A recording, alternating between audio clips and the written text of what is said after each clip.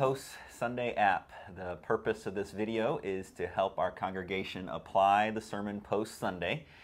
And so in this video we try to answer questions that people have asked, or maybe if there's something you didn't quite cover the way you wanted to, or want to develop it more fully.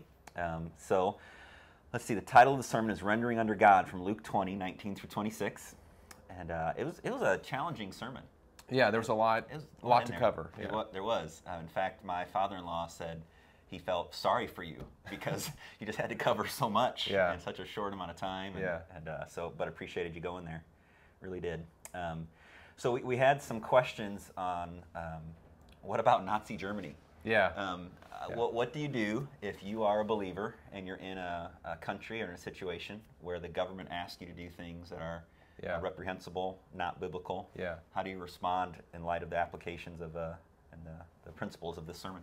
So the central idea of the message again was, hey, give everything that you are to God, and then render under Caesar the things that are Caesar's. So Caesar can have his little coins, and again the central focus of the message was, oftentimes when we get excited about political things, when we get worked up about the government, we're really revealing that our hearts are concerned about this kingdom, this world's kingdom, not God's kingdom. So that's I want to keep that as the focus of the message. And sometimes as we start thinking about exceptions, it can distract our heart from the main message that I think God is trying to teach us. And so that's I'd focus on that. Now, if I was giving this message in Nazi Germany, there would have been some different applications for sure. I would have talked about it differently. It's a fair question. What I would say is a couple things. First of all, I would say that a person, we mentioned this yesterday, that there are times where you have to disobey the government. A Christian has to disobey the government. Whenever the government asks you to do things that are against what God says to do, you have to disobey.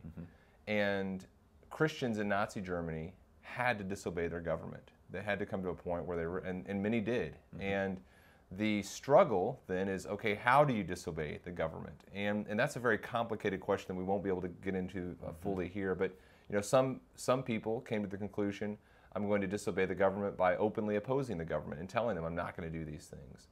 Some people oppose the government by refusing to fight in the military, and I think a Christian couldn't have done that. And generals resigned their commissions, and people stepped out of the military just because they couldn't support this government.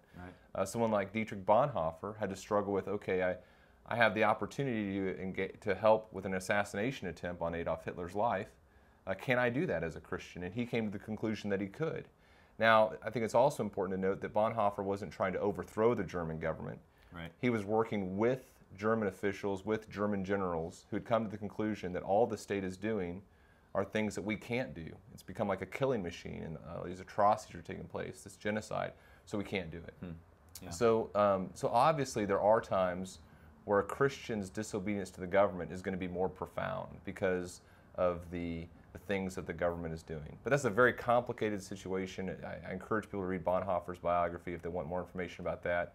But again, the main point for those of us living in North America is that our responsibility is to be obedient to the government in the areas that we can, to be supportive of the government, to render under Caesar the things that are Caesar, and notice that our hearts oftentimes, as we get engaged in the political process, are revealing that we love the things of the world and are not excited about the kingdom of God.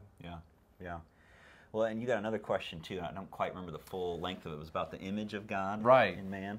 Someone, I had this in my notes, and I didn't spend any time talking about it, I don't believe, in either service.